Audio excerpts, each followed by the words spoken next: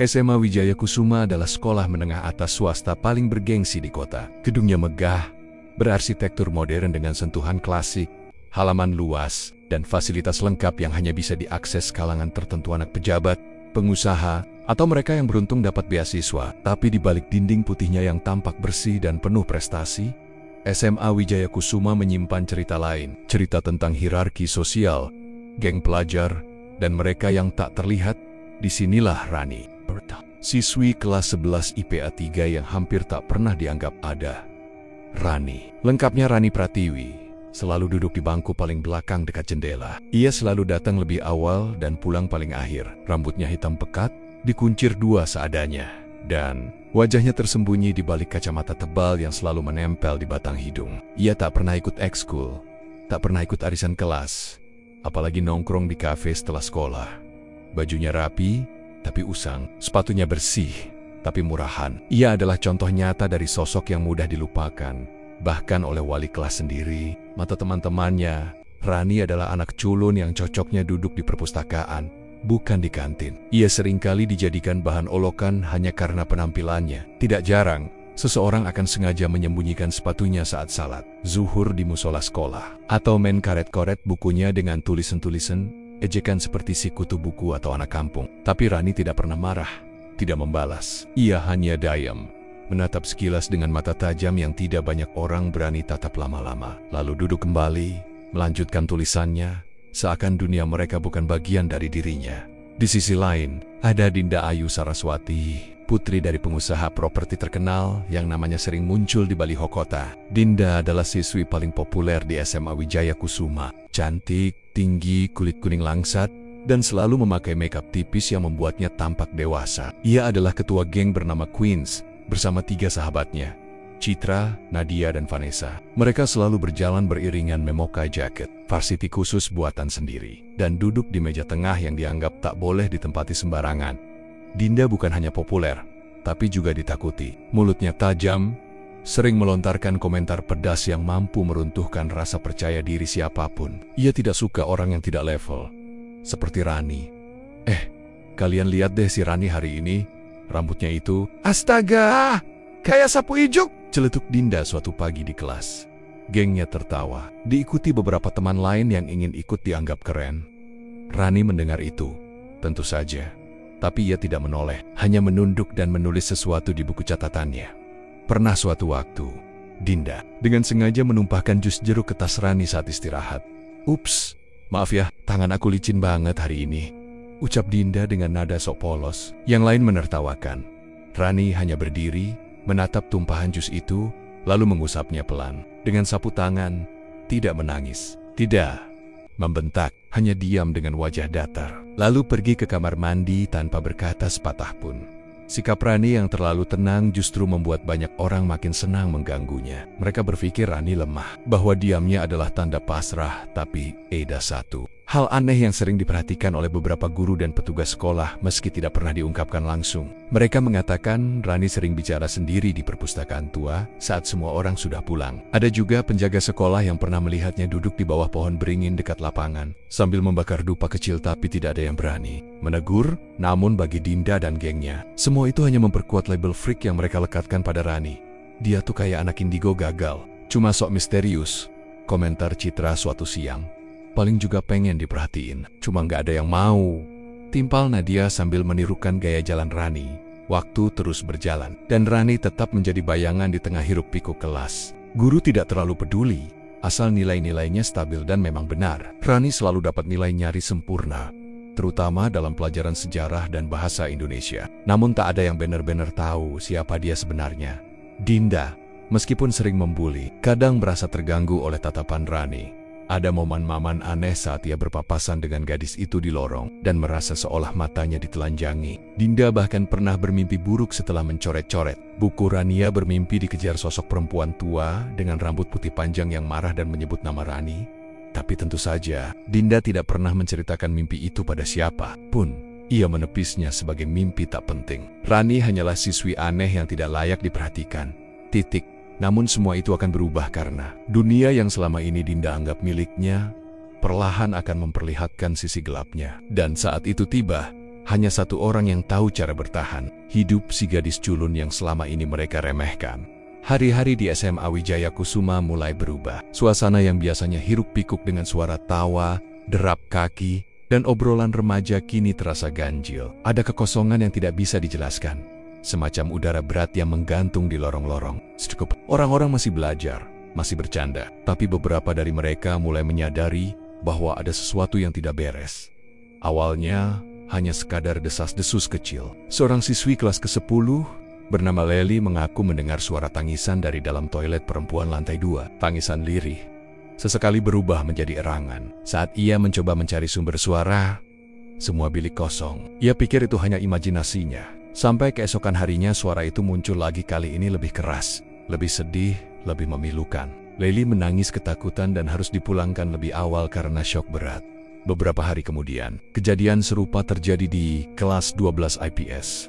Seorang siswa, Arga, berteriak histeris di tengah pelajaran. Wajahnya pucat, matanya melotot, dan ia terus-menerus menunjuk sudut ruangan kosong sambil berteriak, "Jangan dekat-dekat, jangan sentuh aku, jangan ambil aku." Guru dan murid panik. Arga sempat menggigit lidahnya sendiri, hingga berdarah sebelum akhirnya pingsan. IA Deleric, UKS, lalu langsung dipulangkan dan tidak masuk sekolah selama seminggu. Ibunya, saat menjemput, hanya berkata lirih bahwa anaknya melihat sesuatu yang seharusnya tidak ia lihat. Peristiwa-peristiwa itu awalnya dianggap kebetulan. Kepala sekolah bahkan mengeluarkan surat edaran yang meminta para siswa tidak menyebarkan rumor atau mempercayai hal-hal mistis. Beberapa guru menyebutnya sebagai bentuk stres kolektif karena jadwal ujian yang makin dekat. Tapi keanehan itu tidak berhenti. Petugas kebersihan malam hari melaporkan adanya suara langkah kaki di lorong utama pada jam 3 pagi. Saat dikejar, langkah itu berhenti begitu saja. Lalu terdengar suara tawa perempuan dari arah ruang laboratorium. Ketika ruangan dicek, lampu menyala sendiri padahal kabel listrik ruang tersebut sedang dalam perbaikan dan tidak seharusnya dialiri daya di kantin. Ibu Sri, penjual gorengan langganan murid, mengaku melihat bayangan tinggi besar di dekat tangga. Belakang, sosoknya hanya diam, seolah menatap ke arahnya sebelum perlahan menghilang ke balik tembok. Ibu Sri tidak kembali berjualan keesokan harinya, dan hanya menitipkan dagangannya lewat temannya tanpa pernah muncul lagi. Geng Queens tentu saja tidak terlalu peduli. Dinda, sebagai pemimpin mereka, justru menjadikan kisah-kisah seram ini sebagai bahan candaan. Halah, cuma anak-anak labil yang suka drama. Sekolah kita ini kan elit, bukan sinetron horor, katanya suatu siang sambil menggulung rambut dengan jari. Namun meski ia tampak tenang di luar, Dinda mulai merasakan keganjilan yang lebih personal. Beberapa malam terakhir, ia kerap bermimpi berada di koridor sekolah yang gelap dan sepi. Di ujung lorong, berdiri sesosok perempuan dengan rambut panjang menutupi wajah, mengenakan seragam sekolah yang sama dengan miliknya. Sosok itu tidak berkata apa-apa, hanya menunjuk ke arah Dinda dengan tangan kurus penuh luka. Setiap kali Dinda terbangun, tubuhnya selalu dingin, dan suara tangisan samar seperti terbawa angin tetap terdengar di telinganya. Ah, cuma mimpi, pikirnya. Tapi perasaan itu tidak pergi. Rani, seperti biasa, tetap hadir di sekolah dengan ekspresi datar dan langkah pelan. Ia tampak seperti tidak terganggu dengan perubahan suasana. Bahkan saat teman-temannya mulai mengeluh soal dinginnya ruang kelas atau buku yang tiba-tiba hilang dari laci, Rani hanya duduk tenang, menulis sesuatu di buku lusuh miliknya. Ia seolah tahu lebih banyak dari yang lain, tapi memilih diam. Pada suatu pagi, saat kelas 11 IPA 3 sedang belajar fisika, listrik tiba-tiba padam. Padahal cuaca cerah dan tidak ada pemadaman terjadwal. Seluruh ruangan gelap gulita. Di tengah hening yang mencengangkan, suara isak tangis terdengar dari arah belakang. Suara yang pelan, tetapi sangat jelas. Semua kepala menoleh. Suara itu berasal dari dekat bangku Rani. Namun saat lampu kembali menyala beberapa detik kemudian, tidak ada apa-apa. Rani duduk tenang seperti biasa, menatap papan tulis, seolah tidak terjadi apa-apa. Siapa tadi yang nangis? Tanya Bu Yulia, guru fisika, dengan nada panik tertahan. Tidak ada yang menjawab, semua hanya saling pandang. "Udah, jangan main-main," bentaknya lagi. Pelajaran dilanjutkan, tapi suasana kelas tak pernah kembali normal setelah itu. Beberapa hari, jumlah siswa yang merasa tidak nyaman di sekolah meningkat. Beberapa mengaku merasa diikuti saat berjalan sendirian di lorong. Bahkan ada yang mendengar bisikan di dekat telinga meski tidak ada siapa-siapa di sekitarnya. Isu mulai menyebar dari mulut ke mulut. Ada yang bilang ini kutukan dari masa lalu sekolah, ada yang bilang dulunya tanah ini tempat praktik ilmu hitam, bahkan ada yang nekat bilang sekolah sedang menyiapkan tumbal. Meskipun pihak sekolah berusaha meredam, rasa takut telah menancap di benak siswa. Mereka tidak bisa menolak apa yang mereka rasakan sendiri. Dan semua kejadian itu tampak seperti mengarah pada sesuatu atau seseorang. Tapi siapa dan kenapa? Dan di tengah semua itu, satu orang yang tetap tidak terlihat panik, tidak takut, dan tidak tertarik membahas semua kejadian itu adalah Rani. Diam, mengamati, menulis sesuatu di bukunya. Kadang ia membisikkan doa yang tak dipahami siapapun, dengan suara nyaris tak terdengar, sambil sesekali menatap lorong sepi dengan mata tajam, mata yang tidak mencerminkan ketakutan, melainkan kewaspadaan. Seolah ia tahu. Namanya Bayu Haryanto, siswa kelas 11 IPS pertama, seorang anak laki-laki bertubuh besar, suara lantang, dan termasuk tipe tukang keramaian di sekolah. Meski bukan bagian dari geng Queens, Bayu dikenal cukup dekat dengan Dinda dan sering nongkrong di kantin bersama mereka. Sikapnya kadang menyebalkan, suka ikut-ikutan mengejek siswa yang terlihat berbeda, dan Rani adalah salah satu sasaran favoritnya. Bayu pernah satu kali mengambil botol minum Rani dayam-dayam dan mengganti isinya dengan air sabun cuci tangan. Saat Rani meminumnya dan batuk-betuk di depan kelas, Bayu tertawa keras bersama teman-temannya. Rani hanya menatapnya sesaat, lalu duduk kembali. Tidak ada yang mengatakan opa-opa, tidak guru, tidak teman sekelas. Seperti biasa, semuanya diam. 2 minggu setelah peristiwa listrik padam di kelas, Bayu mulai menunjukkan perubahan. Awalnya, hanya berupa kantung mata gelap dan wajah yang tampak lelah. Ketika ditanya teman, ia hanya menjawab pendek, "Susah tidur bro.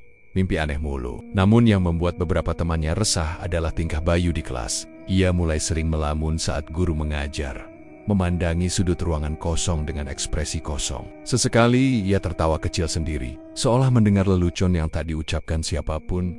Puncaknya terjadi hari Jumat, saat jam pelajaran terakhir kelas. 11 IPS 1 sedang belajar sosiologi ketika Bayu tiba-tiba berdiri dari bangkunya, wajah pucat pasi, matanya terbelalak. Ia menunjuk ke lenggit-lenggit kelas sambil berteriak, "Dia di situ, di atas, dia nunduk liatin kita." Semua orang sontak berdiri. Sebagian panik, sebagian tertawa canggung, mengira Bayu bercanda. Tapi ketika ia mulai mencakar wajahnya sendiri, sambil mengulang kata, "Jangan ambil aku, jangan ambil aku, jangan ambil aku." Dengan suara serak dan mata memerah, suasana berubah total. Pak Taufik, guru sosiologi, langsung mencoba mendekatinya. Tapi Bayu berlari ke arah jendela. Untung kaca tertutup, ia memukulnya keras hingga retak, lalu jatuh terduduk sambil menangis terisak. Teman-temannya hanya bisa terpaku, tak ada yang berani menyentuhnya. Tak lama, beberapa guru datang dan membawa Bayu ke ruang BK. Tapi sebelum pintu ditutup, satu kalimat terakhir terdengar dari mulutnya, lirih namun jelas. Dia bilang, "Aku yang pertama." Setelah itu, Bayu tidak pernah kembali ke sekolah.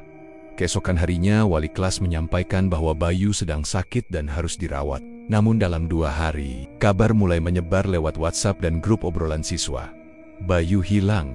Orang tuanya mengatakan ia keluar rumah tengah malam, dalam kondisi setengah sadar, dan tidak pernah kembali. CCTV tetangga menunjukkan Bayu berjalan ke arah utara, menuju perbukitan kecil di luar kota. Polisi sudah mencari, tapi tidak menemukan jejak. Yang tertinggal hanyalah sepasang sendal dan kaos yang ia pakai. Ditemukan tergantung di dahan pohon nangka kering, bersih dan tanpa noda. Darah rumor menyebar cepat, lebih cepat dari klarifikasi manapun. Sebagian mengatakan Bayu kerasukan dan dibawa makhluk halus. Ada pula yang bilang ia dijadikan tumbal untuk kekuatan mistis sekolah. Cerita-cerita gelap mulai muncul dari mulut ke mulut, tentang penjaga sekolah yang haus darah, tentang perjanjian zaman dahulu, tentang roh-roh penunggu yang selama ini hanya menanti korban berikutnya. Dinda, yang sempat tertawa saat mendengar Bayu kerasukan, kini mulai merasa tidak nyaman. Ia mengenal Bayu cukup baik. Anak itu memang jahil, tapi tidak pernah menunjukkan tanda-tanda gangguan mental. Ia bahkan sempat menerima chat dari Bayu 3 hari sebelum kejadian. Isinya singkat, "Kalau lo ngeliat cewek pakai seragam sekolah tapi nggak kelihatan mukanya, jangan jawab dia ya."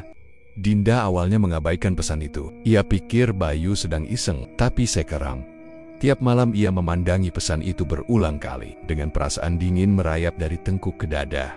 Di sekolah, suasana makin tegang. Kepala Sekolah menggelar apel darurat dan menyampaikan agar siswa tidak mudah percaya dengan isu tak berdasar. Tapi semua orang tahu, suasana sudah tidak sama, lorong-lorong jadi lebih sepi. Siswa tidak lagi suka keluyuran saat istirahat. Toilet belakang jarang dikunjungi, bahkan oleh petugas kebersihan. Guru-guru juga tampak gelisah, meski berusaha menutupi dengan wajah profesional. Beberapa guru tua yang sudah lama mengajar di SMA Wijaya Kusuma mulai sering saling berbisik pelan di ruang guru.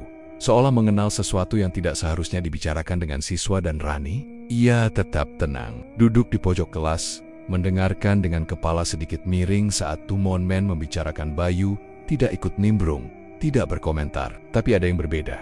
Suatu pagi, saat istirahat, seorang siswa bernama Dito tanpa sengaja melihat isi buku catatan Rani yang terbuka di meja. Ia ingin menitipkan kertas pengumpulan tugas, tapi yang membuatnya terpaku adalah halaman terbuka di buku itu.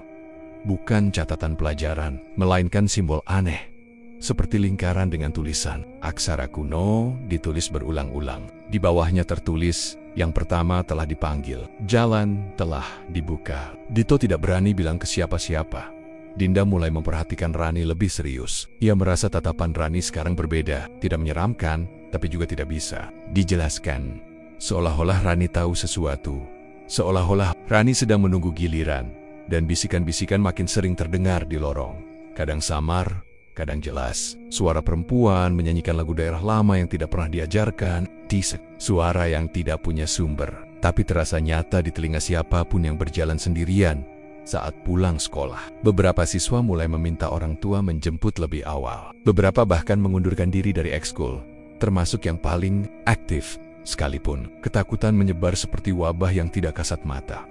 Dinda mulai merasa tidak nyaman. Awalnya, ia berusaha menepis semua rumor. Hilangnya Bayu, suara-suara aneh di lorong, cerita tentang tumbal semuanya dianggap hanya histeria massal yang sering terjadi di kalangan remaja. Dinda tetap datang ke sekolah seperti biasa, masih mengenakan parfum mahal, masih berjalan dengan sepatu Wejesnia Yongkos, dan masih mengolok Rani sesekali, meski tak selantang dulu. Tapi, sesuatu mulai berubah. Bukan di luar, tapi di dalam dirinya. Hari Senin pagi, Dinda berdiri di depan cermin kamar mandinya, merapikan riasan. Ia menatap pantulan wajahnya dengan puas, alis semperna, lip gloss tipis, dan pipi yang diberi sedikit shimmer. Tapi ketika ia menunduk untuk menyikat gigi, suara krak terdengar nyaring. Ia mendongak dan mendapati cermin di depannya retak membentuk pola menyerupai jaring laba-laba tepat di atas wajahnya. Ia terlonjak, mundur dengan napas memburu. Tak ada apa-apa yang menyentuh kaca, tidak ada angin, tidak ada getaran, hanya dirinya dan cermin yang tiba-tiba pecah, seolah menolak memantulkan wajahnya lagi. Ayahnya segera memanggil tukang kaca dan mengatakan mungkin karena tekanan udara atau kualitas kaca yang buruk. Tapi Dinda tahu ini bukan hal biasa. Sejak malam sebelumnya, tidurnya tidak pernah benar-benar nyenyak. Ia selalu terbangun jam 2:45 dini hari, selalu pada jam yang sama. Dan selalu karena mimpi yang sama. Dalam mimpi itu, ia berada di koridor sekolah yang kali ini jauh lebih panjang dan gelap dari biasanya. Dindingnya penuh coretan tak terbaca, dan langit-langitnya meneteskan air berwarna hitam pekat. Di ujung lorong, berdiri sosok perempuan berbaju seragam SMA, dengan rambut tergerai menutupi wajah. Perempuan itu berdiri membelakanginya, lalu perlahan berbalik. Tapi wajahnya tidak pernah terlihat. Setiap kali Dinda mencoba melihat wajah itu, mimpi selalu berakhir dengan suara jeritan tinggi yang menusuk telinga, membuatnya terbangun sambil menahan tangis. Ia tidak pernah bercerita pada siapapun. Bukan karena tidak bisa, tapi karena takut dianggap lemah. Namun ketegangan itu mulai menggerogoti dirinya di sekolah. Hari Rabu, saat jam pelajaran kosong, Dinda sedang duduk sendiri di kelas. Gengnya belum datang, dan suasana cukup sepi. Ia memainkan ponsel, mencoba menenangkan diri dengan video-video lucu. Saat tiba-tiba ia mendengar suara bisikan. Sudah waktunya. Suara itu lirih, nyaris tak terdengar, tapi terasa jelas di telinganya. Dinda menoleh cepat, tapi kelas kosong. Tidak ada siapapun. Ia berdiri, mencoba melihat ke koridor tapi juga kosong. Kemudian, sesuatu membuat bulu kuduknya meremang. Buku tulis miliknya yang terletak di meja terbuka sendiri. Halamannya terbalik pelan, seolah dihembus angin. Padahal semua jendela tertutup dan di halaman terakhir, dengan spidol merah, tertulis, "Aku tahu siapa kamu." Tangannya gemetar. Dinda langsung merobek halaman itu dan membuangnya ke tempat sampah. Ia keluar dari kelas dengan langkah cepat, mencoba menepis semua itu sebagai ulah iseng teman. Tapi tidak ada yang melihat siapapun masuk kelas saat ia sendirian. Keesokan harinya, ia mulai merasa diawasi. Setiap kali ia berjalan di koridor sekolah, terutama menuju kamar mandi belakang, ia merasa ada tatapan dari balik jendela kelas-kelas kosong. Ia pernah mencoba menoleh cepat untuk menangkap siapa yang mengintip, tapi hanya mendapati ruang gelap yang sunyi. Pada malam hari, rasa itu semakin kuat. Ia mulai mendengar langkah kaki di luar kamarnya berirama pelan, seperti seseorang yang menyeret sandal. Ia mematikan lampu kamarnya dan berusaha tidur lebih awal. Tapi suara itu selalu kembali, kadang disertai suara ketukan. 1 kali, lalu 3 kali. Lalu ibunya sempat menanyakan kenapa Dinda tampak pucat dan sering melamun. Dinda hanya menjawab pendek, kurang tidur. Ia tidak berani cerita, karena suara-suara itu terasa nyata hanya untuknya. Puncaknya terjadi saat pelajaran seni budaya. Saat itu guru menyuruh siswa menggambar bebas di atas kanvas kecil yang dibagikan satu persatu. Dinda, yang biasanya tidak terlalu tertarik menggambar, hanya main koret-koret garis abstrak tanpa makna. Tapi saat ia menatap hasil akhirnya, ia terkejut. Gambar itu menunjukkan koridor panjang dan gelap, persis seperti dalam mimpinya. Di ujung lorong, tergambar sosok perempuan berambut panjang berdiri menghadapnya. Yang membuatnya nyaris berteriak adalah detail kecil di ujung lukisan tertulis. Tanggal kecil di pojok kanan bawah, 28 Oktober Ober. Padahal ia merasa tidak menuliskan apapun. Tanggal itu masih 5 hari lagi. Ia merobek kanvas itu dan menyobeknya kecil-kecil, lalu membuangnya ke tempat sampah. Teman-temannya bingung, tapi tidak ada yang berani bertanya. Rani, yang duduk di 2 bangku belakang, hanya menatapnya sebentar. Matanya gelap dan tenang, tapi seolah berbicara, "Akhirnya kamu merasakannya juga." Saat pulang sekolah, Dinda hampir tidak bisa menahan diri. Ia merasa seperti dunia mulai berubah. Langit terlihat lebih suram, angin sore terasa lebih dingin. Dari bayosannya dan bayangannya sendiri di kaca mobil terasa berbeda. Ia mulai menghindari bercermin terlalu lama, dan setiap kali melihat pantulan wajahnya, ia takut melihat wajah orang lain di belakangnya. Ketakutan itu tumbuh, perlahan tapi pasti. Dan untuk pertama kalinya dalam hidupnya, Dinda merasa bahwa ini bukan gurauan, bukan sugesti, dan bukan ilusi. Ada sesuatu yang mengincarnya, dan ia tidak tahu mengapa. Atau film. Sejak kejadian demi kejadian aneh menghantui SMA Wijaya Kusuma, Rani semakin banyak menghabiskan waktu dalam diam. Namun bagi yang jeli memperhatikan, Rani tidak pernah benar-benar tenggelam dalam dunianya sendiri. Matanya aktif, pendek, tajam, dan arah tatapannya semakin hari semakin sering tertuju pada satu orang, Dinda. Entah sejak kapan, Rani mulai memperhatikan gerak-gerik gadis populer itu. Saat Dinda berjalan di lorong sekolah dengan langkah angkuhnya, Rani memperhatikan arah bayangan yang tertinggal di dinding. Ketika Dinda duduk di kelas dan tertawa keras bersama gengnya, Rani menatap ke arah lehernya yang kadang terlihat bergetar, seolah menahan napas karena sesuatu. Bahkan saat Dinda pura-pura ceria di kantin, Rani bisa melihat bahwa mata gadis itu merah, seolah kurang tidur atau terlalu banyak menangis. Namun Rani tidak mengatakan apa-apa. Ia hanya mencatat di buku yang tua dengan sampul coklat lusuh dan simbol tak dikenal. Ia menulis hal-hal yang tidak dilihat orang lain, kalimat-kalimat pendek, simbol-simbol rumit, dan nama Dinda Ayu Saraswati. Ia menuliskan tanggal-tanggal, waktu-waktu tertentu, dan beberapa kali main koret-koret garis melingkar yang dihubungkan dengan tanda silang. Rani tahu sesuatu. Ia bukan sekadar memperhatikan, ia membaca. Suatu hari, saat kelas 11 IPA 3 sedang ujian fisika, suasana kelas sangat sunyi. Setiap siswa fokus dengan lembar jawaban mereka, kecuali Rani. Ia menyelesaikan ujiannya dalam waktu 20 menit, lalu duduk, tenang sambil menatap ke arah jendela. Namun matanya bergerak ke arah meja tengah tempat Dinda duduk. Tangan Dinda gemetar saat mengisi jawaban. Keringat mengalir di pelipisnya meskipun AC kelas menyala dingin. Beberapa kali ia memejamkan mata, mengatur napas, seolah berusaha menenangkan diri. Tapi yang membuat Rani tidak melepaskan pandangannya adalah bisikan pelan yang keluar dari bibir Dinda. "Bukannya, tadi udah aku jawab.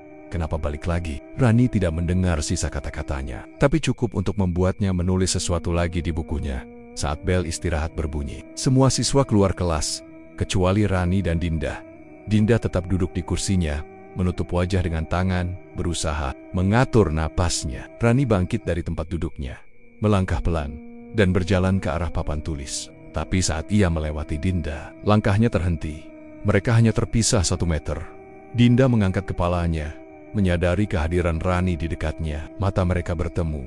Sekilas saja, tapi di mata Dinda, tatapan itu menembus. Bukan tatapan kasihan, bukan pula sinis. Tatapan itu mengerti, dan justru karena itulah Dinda merasa makin tidak nyaman. "Apa lo lihat-lihat?" tanya Dinda dengan nada tajam, mencoba menutupi rasa gugupnya.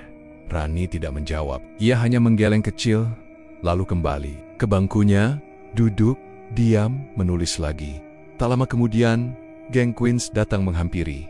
"Din, yuk ke kantin. Gue lapar banget," kata Citra sambil mengibas rambut panjangnya. Dinda cepat-cepat bangkit dari bangkunya. Ia ingin segera menjauh dari Rani, seolah gadis itu membawa aura yang membuatnya tak bisa bernapas. Saat berjalan melewati bangku belakang, Citra sempat melirik Rani dan berbisik cukup keras. "Gue gak ngerti ya, kok anak kayak dia gak drop out aja sih, serem." Nadia menambahkan, "Dia tuh kayak penyihir gitu gak sih? Gak pernah ngomong, tapi matanya kayak tahu aib semua orang." Vanessa terkikik, lalu berkata dengan nada mengejek, "Lo yakin dia gak masang susuk? Soalnya gue ngerasa aneh tiap lihat dia." Rani tidak menanggapi, tapi matanya tidak berhenti menatap ke arah belakang Dinda, ke bayangan yang menempel di tembok, yang kini tampak lebih gelap dari seharusnya. Bayung kenyang tidak sepenuhnya bergerak mengikuti tubuh Dinda. Hari-hari berikutnya, pengamatan Rani semakin intens. Ia selalu mencatat waktu-waktu tertentu. Jam masuk sekolah Dinda, arah bayangannya saat berjalan, posisi tempat duduknya, hingga ke benda-benda yang sering disentuh gadis itu. Suatu siang, saat hujan deras mengguyur kota, listrik kembali padam di sekolah. Beberapa siswa teriak histeris karena suasana gelap dan petir yang menyambar tiba-tiba. Dalam keributan itu, Rani tetap duduk di tempatnya, matanya menatap lurus ke arah Dinda yang duduk gelisah di kursinya. Memeluk tas, menggigit bibir, suara langkah kaki terdengar dari arah lorong. Langkah satu-satu, berat dan basah. Semua orang menoleh, tidak ada siapapun di pintu. Dinda memoket. Ia menatap ke arah belakang, lalu langsung menunduk dan memejamkan mata, seolah berharap semua itu hanya ilusi. Ketika lampu menyala kembali, semua siswa berteriak, "Likem!" Tapi Rani melihat sesuatu yang lain. Dari arah kaki Dinda, ada bekas jejak air seperti tapak kaki kecil mengarah dari pintu. Masuk ke tempat duduknya, tapak kaki yang tidak berasal dari siapapun di kelas. Rani mencatatnya. Keesokan harinya, Rani datang lebih pagi dari biasanya. Ia berjalan ke perpustakaan lama sekolah, ruangan yang kini jarang digunakan sejak gedung baru dibangun. Di sana, ia membuka salah satu laci tua dan mengambil selembar kertas kuning dengan tulisan tangan. Pudar, nama-nama, tanggal-tanggal, simbol, mantra, semuanya tertulis dalam barisan rapi. Dan di baris paling bawah, dengan tinta merah, korban kedua diadek. Rani menutup lembaran itu, menarik napas panjang. Ia tahu waktunya semakin dekat. Ia bisa merasakannya dalam aliran udara sekolah, dalam tatapan para guru yang pura-pura tak tahu, dalam bayangan yang mengikuti Dinda seperti penunggu setia. Tapi ia belum bisa bertindak. Belum. Ia harus menunggu tanda yang benar-benar pasti. Dan sampai saat itu tiba, Rani akan terus mengamati diam-diam. Hari itu hujan turun pelan. Gerimis tipis yang menggantung di udara, seperti bisikan yang enggan reda. Suasana SMA Wijaya Kusuma tampak lebih suram dari biasanya. Langit mendung menggulung rendah, menutupi sinar matahari sepenuhnya, membuat bangunan sekolah terlihat seperti bayangan dirinya sendiri, gelap, dingin, dan sepi. Rani duduk di perpustakaan baru hanya untuk formalitas. Setelah bel pulang berbunyi, ia tidak langsung pergi. Ketika semua siswa berhamburan keluar, dan pustakawan mulai menutup rak, Rani mengangkat ranselnya, berjalan pelan ke arah lorong belakang yang menghubungkan gedung lama dengan gedung baru. Lorong itu biasanya dikunci, tapi hari ini ia menyusuri koridor usang itu dengan langkah hati-hati. Dinding-dindingnya berlumut dengan cat yang mengelupas di beberapa tempat. Bau apek memenuhi udara, bercampur aroma debu dan sesuatu yang lebih tua, lebih dalam. Di ujung lorong terdapat pintu kayu berukir yang sudah retak. Di atasnya, plakat logam kecil bertuliskan Perpustakaan Pusaka. Dibuka. Tahun 1958, Rani mendorong pintunya perlahan. Engselnya berdecit parau. Di dalam, ruangan itu dipenuhi rak-rak kayu tua yang menjulang tinggi. Sebagian besar buku-buku di dalamnya sudah menguning, berjilid kain atau kulit, dengan tulisan tangan dan cetakan klasik. Tidak ada komputer, tidak ada sinyal, hanya sunyi yang berat, seolah waktu di sana berjalan lambat. Ia berjalan langsung ke rak paling ujung, bagian yang tersembunyi di balik tumpukan kursi lama. Ia sudah pernah ke sini, bahkan mungkin Hanya dia satu-satunya siswa yang masih datang. Terulur menarik satu laci kayu kecil dari bagian bawah rak. Di dalamnya tersimpan bandelan dokumen tua, kertas-kertas lusuh yang dibungkus tali rotan tipis. Ia meletakkannya di meja besar dan mulai membuka dengan hati-hati. Di antara tumpukan itu, Rani menemukan satu dokumen yang selama ini hanya berupa desis-desis, catatan tanah Padepokan Ki Resalintang, 1902.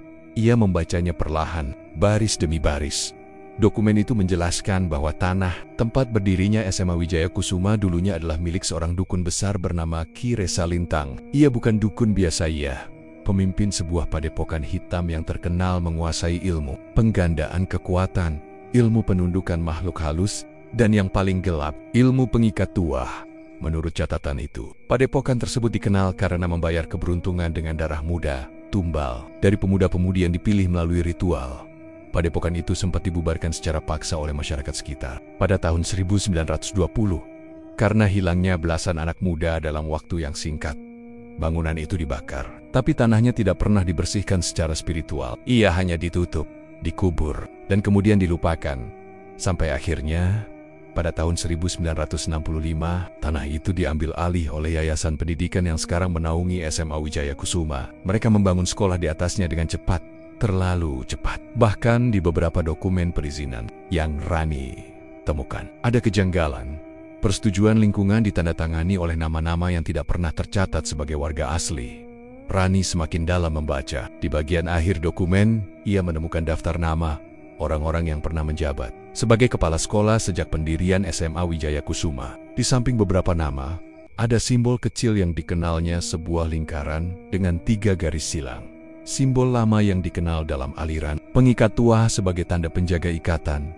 Tangannya bergetar ringan. 2 nama terakhir kepala sekolah, Pak Rahmat dan Wakil Kepala Sekolah Bu Hening masih aktif sampai hari ini. Ia terdiam lama.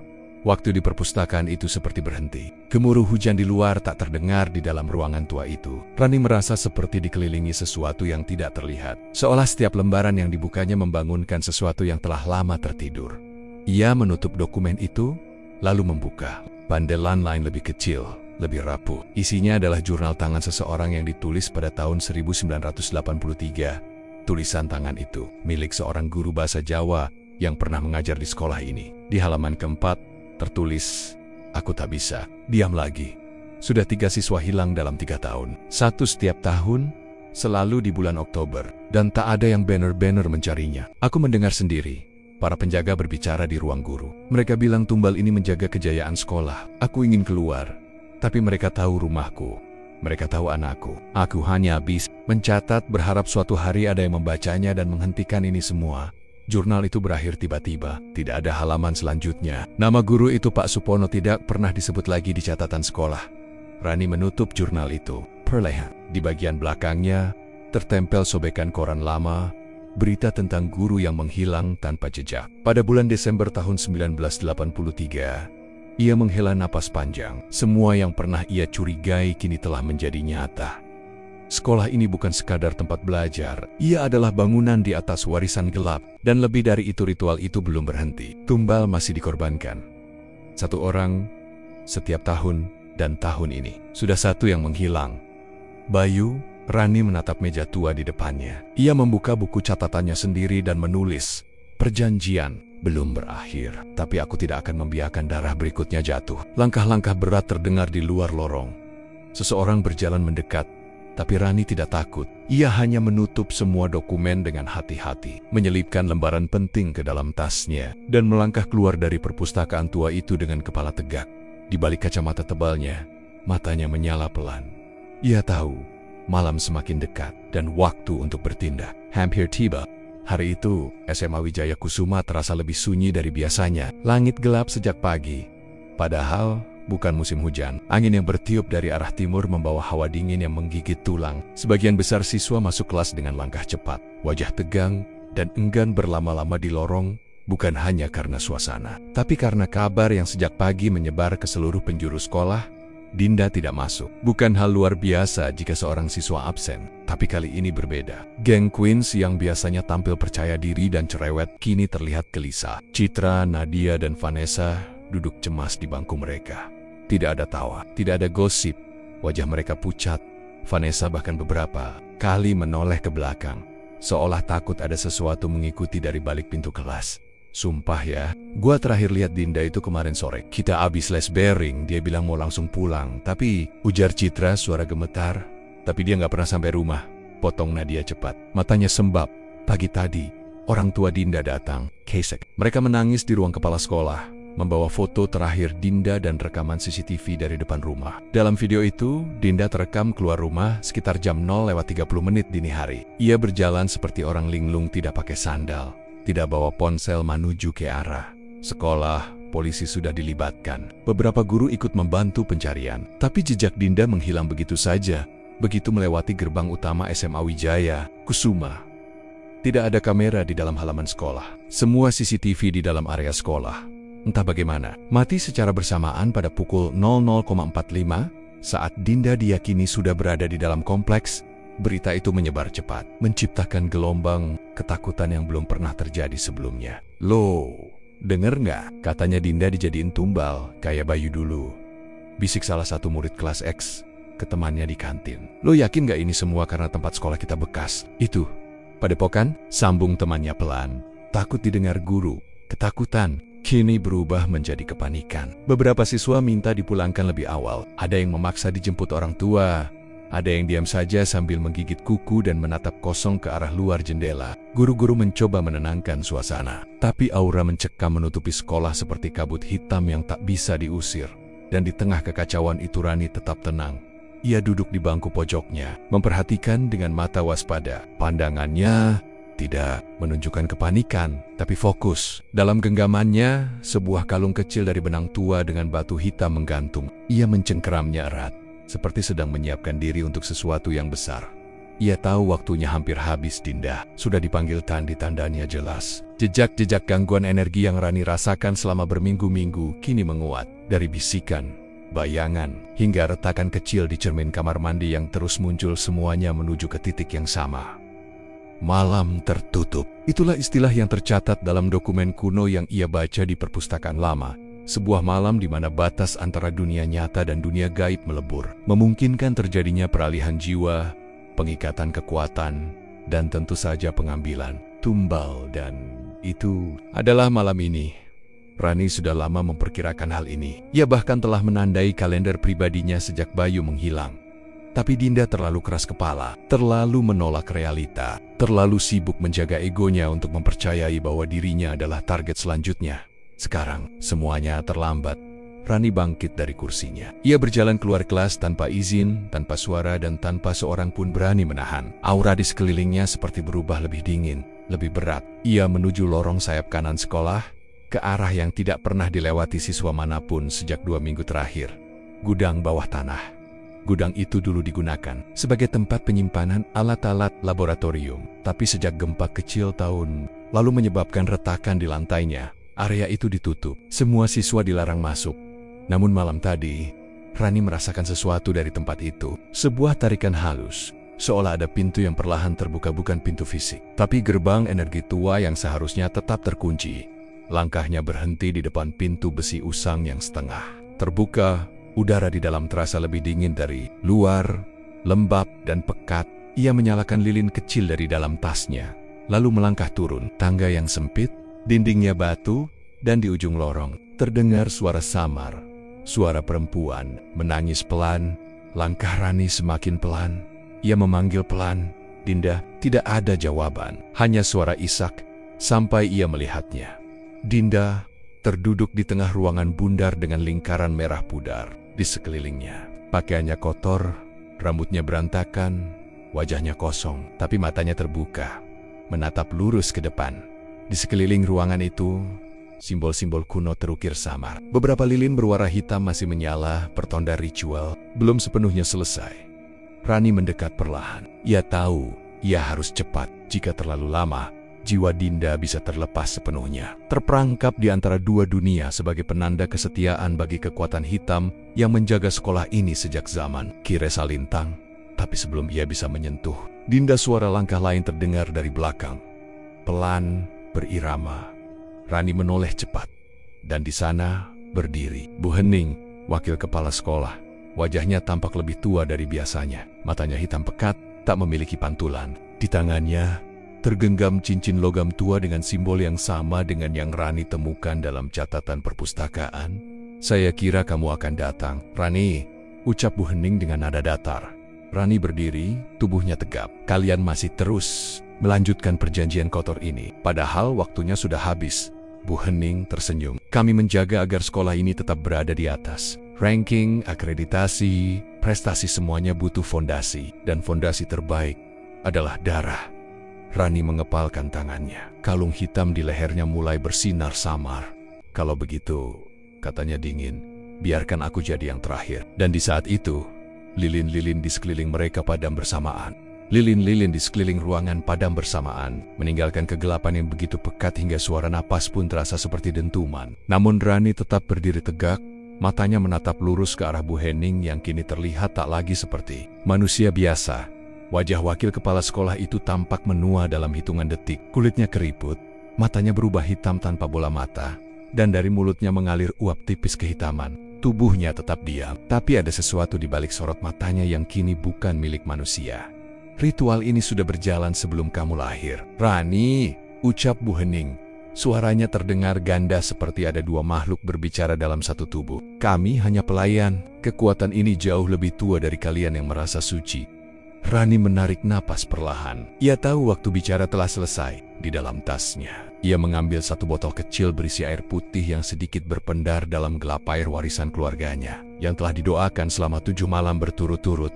Ia mencipratkan air itu ke sekeliling lingkaran tempat Dinda terduduk. Cahaya biru muncul sejenak, membentuk garis pelindung yang mencegah roh jahat mendekat. "Darah tidak akan tumpah lagi malam ini," bisik Rani lirih. Ia kemudian duduk bersila di luar lingkaran dan mulai membuka kain merah kecil yang digulung. Rope di dalam terdapat seutas benang hitam panjang dan sebutir batu bulat kecoklatan. Bata itu adalah batu waris, pusaka leluhurnya yang dikenal sebagai penjaga garis keturunan Wong, penerang jalur gaib. Sebutan bagi mereka yang mampu melihat dan menjembatani dua dunia. Rani mulai membaca mantranya pelan. Dalam bahasa Jawa kuno, suaranya rendah tapi stabil. Setiap kata membawa getaran di udara, dan dinding ruang bawah tanah yang sempit mulai mengeluarkan bunyi gemeretak, seolah menanggapi dari kegelapan di sekeliling mereka. Suara-suara mulai terdengar, tangisan, bisikan, dan sesekali jeritan. Wajah-wajah samar muncul di udara, mata-mata kosong menatap dari balik tembok batu. Mereka adalah sisa-sisa jiwa tumbal yang terperangkap dalam perjanjian gelap selama puluhan tahun.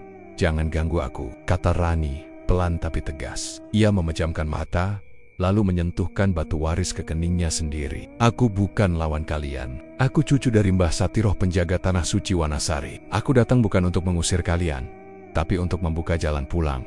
Tiba-tiba, udara menjadi lebih hangat. Dari arah Lengwit-Lenggi yang gelap, muncul cahaya samar seperti obor yang menyala dari dalam batu. Bentuknya tidak jelas, tapi dari cahaya itu muncul sosok berjubah putih. Wajahnya tertutup tudung, tapi auranya menenangkan.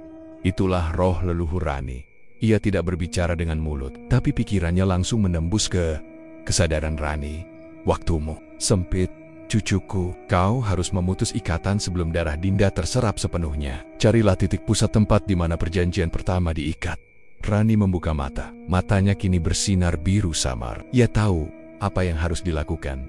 Dengan cepat, ia menggambar ulang simbol pelindung di tanah menggunakan air doa, lalu berlari kecil menyusuri sisi lain ruang bawah tanah. Di sana, di balik rak kayu tua dan peralatan sekolah yang rusak, ia menemukan sebuah papan lantai yang berbeda dari yang lain, lebih gelap dan tampak lebih baru. Ia menyentuhnya, dan udara langsung terasa lebih berat. Jantungnya berdegup cepat. Inilah pusatnya.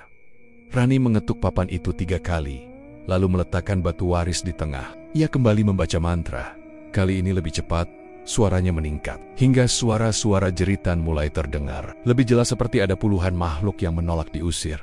Tiba-tiba, Bu Hening menjerit keras. Tubuhnya menggeliat seperti kesurupan. Ia melompat maju, mencoba melewati lingkaran perlindungan. Tapi cahaya biru dari air doa memantulkannya keras ke dinding.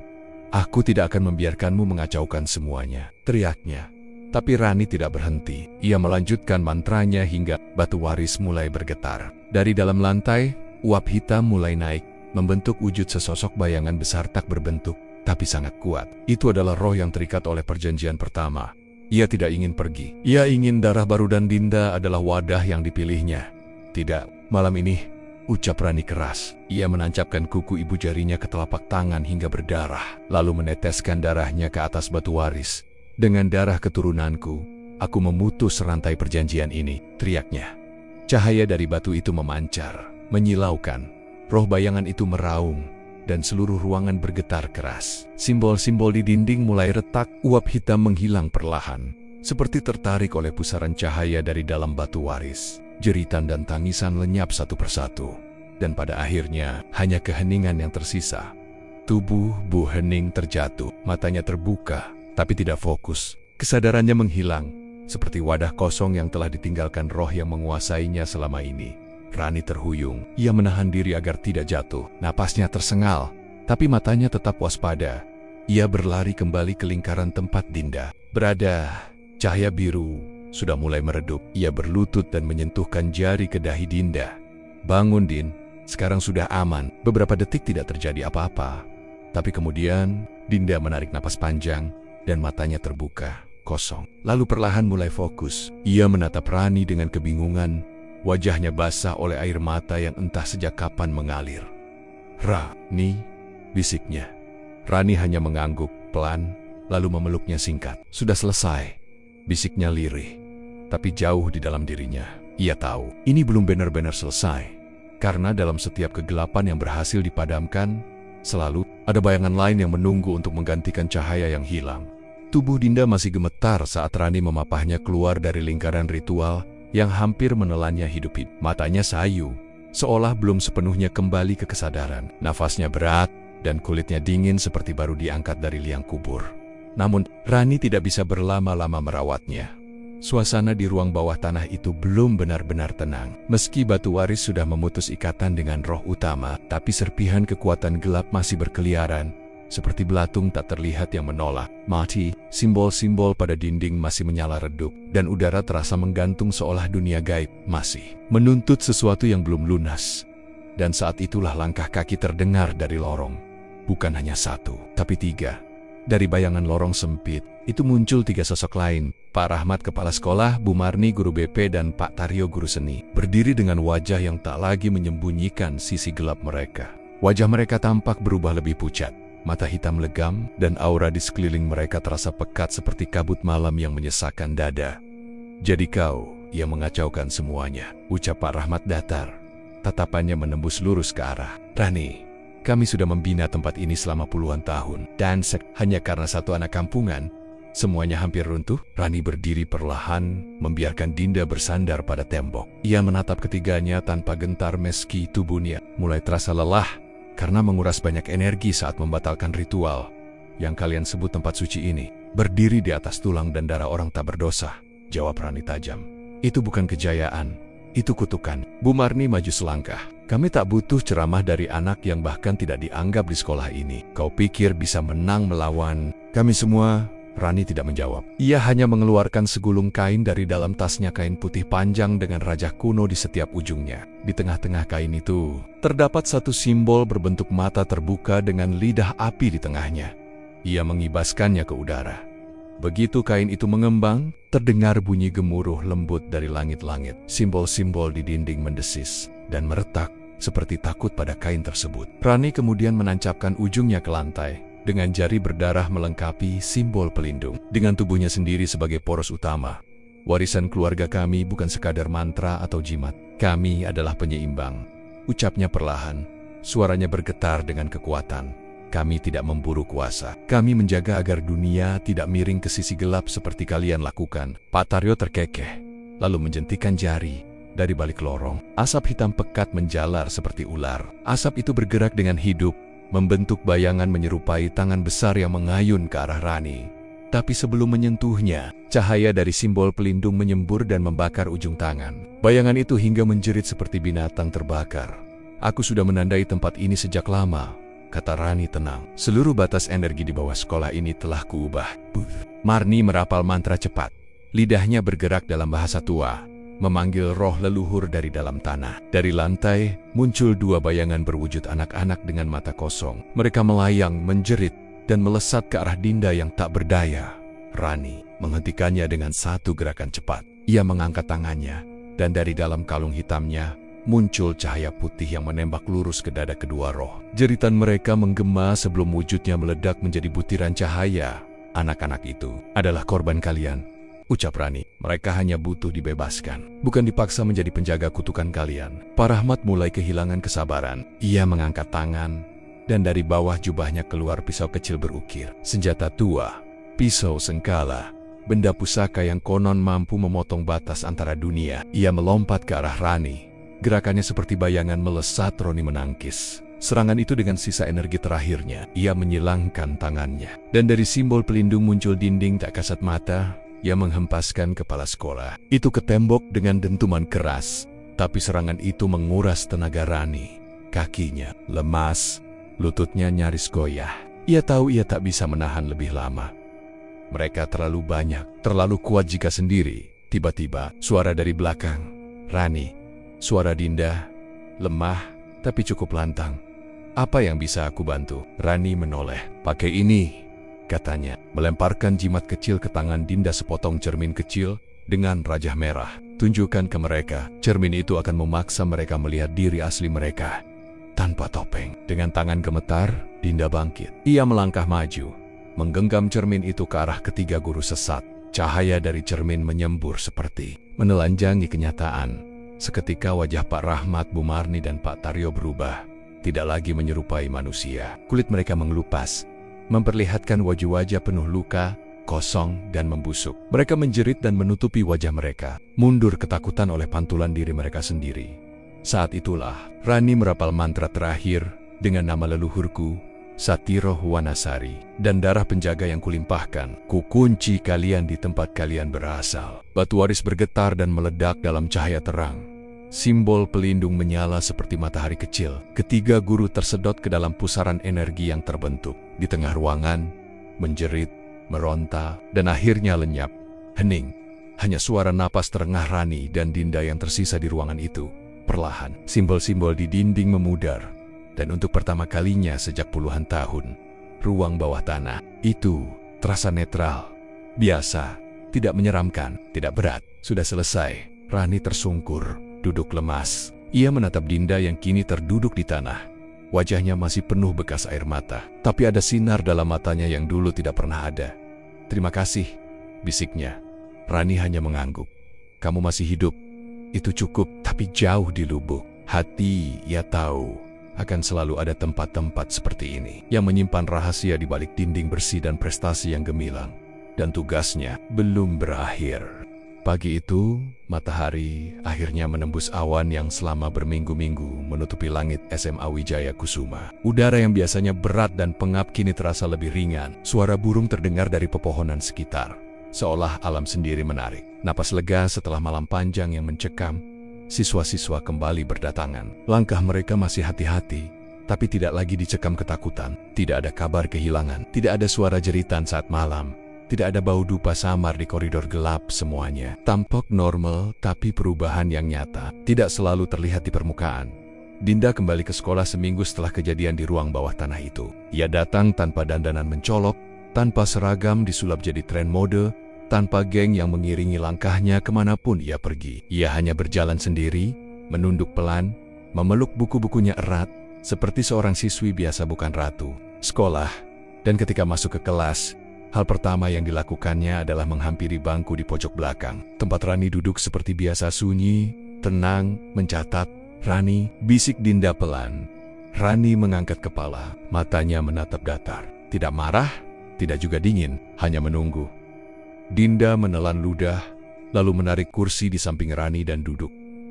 Maaf, katanya, nyaris tak terdengar, buat semua yang pernah kulakuin. Semua, ejekan, dorongan, olokan, aku salah, aku terlalu sombong. Bukan karena kamu, aku mungkin udah. Ia tak melanjutkan kalimatnya. Suaranya pecah. Rani menutup bukunya. Ia tidak menjawab dengan kata-kata, hanya menatap lurus ke depan dan berkata lirih, sudah cukup, Din. Kamu selamat.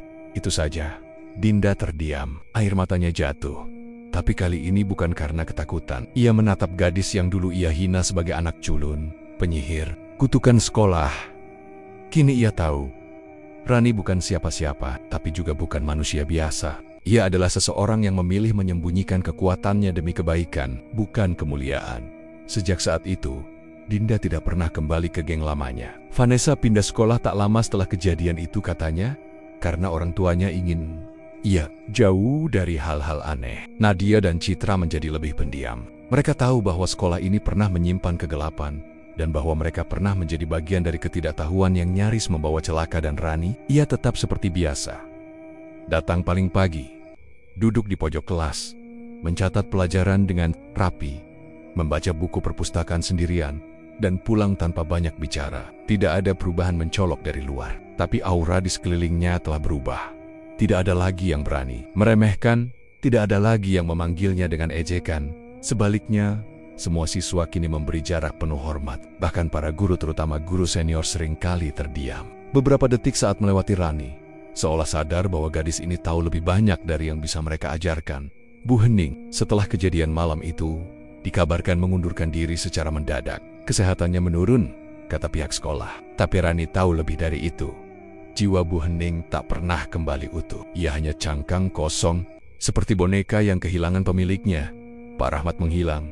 Tidak ada yang tahu kemana. Pihak mengatakan beliau diperbantukan di pusat yayasan. Tapi Rani tidak pernah melihat atau merasakan energinya lagi di lingkungan sekolah. Seolah ia telah dihapus. Secara gaib, ruang bawah tanah ditutup permanen. Pintu besinya disegel dan dikunci dengan pelat tembaga yang dipasang tanpa penjelasan. Tak ada siswa yang diizinkan masuk. Tapi Roni tahu, segel itu bukan sekadar fisik. Ia sendiri yang menanamkan doa pelindung di dalamnya dengan bantuan roh leluhurnya yang masih setia menjaga dari balik tabir meski semuanya tampak tenang. Rani tahu bahwa sisa-sisa energi mistis masih tinggal, bukan karena ritual belum sempurna, tapi karena tempat ini telah menjadi bekas luka bagi dua dunia nyata dan dunia gaib. Dan seperti semua luka, ia tidak menghilang, hanya membekas. Rani tidak mencari penghargaan, tidak juga pengakuan. Ketika seorang guru BK mencoba menawarinya beasiswa khusus karena prestasi dan keteguhan luar biasa, tanpa tahu cerita sebenarnya, Rani hanya menolak halus. "Aku cuma mau sekolah biasa," jawabnya. Dan itu yang ia lakukan. Ia kembali ke rutinitasnya. Namun ada ketenangan baru di dalam dirinya. Ia tidak lagi merasa harus menyembunyikan semua sisi dirinya. Ia tetap pendiam, tetap menyendiri. Tapi kini, ada cahaya kecil dalam setiap langkahnya. Sebuah keyakinan bahwa meski dunia tidak selalu melihat, ia tetap bisa membawa perubahan di suatu saat. Saat perpustakaan hampir tutup, Dinda menyelinap masuk dan menemukan Rani duduk di pojok. Membaca buku tua berbahasa Sanskerta, masih baca mantra. Rani melirik dan tersenyum tipis. "Cuma jaga-jaga, dunia ini gak sepenuhnya selesai meski kita merasa sudah menang." Dinda mengangguk. Ia menarik kursi dan duduk diam di sebelah Rani. Tidak bicara, hanya menatap jendela tempat cahaya matahari sore masuk lembut. Ada rasa damai yang dulu tak pernah ia rasakan. Ia tak butuh pujian. Ia hanya ingin belajar dari orang yang benar-benar kuat. Bukan kuat karena pengaruh, tapi kuat karena memilih untuk tidak menyakiti. Meski bisa, di luar, langit senja menyala kemasan. SMA Wijaya Kusuma berdiri tenang. Bangunannya tampak sama, tapi di dalamnya, jejak sebuah malam panjang tetap tertulis, tidak di dinding, tidak di arsip, tapi di hati mereka yang tahu. Dan di sudut yang paling sunyi, duduk seorang gadis berkacamata, mencatat dengan tinta hitam di buku tuanya, sendiri, tapi tidak lagi kesepian.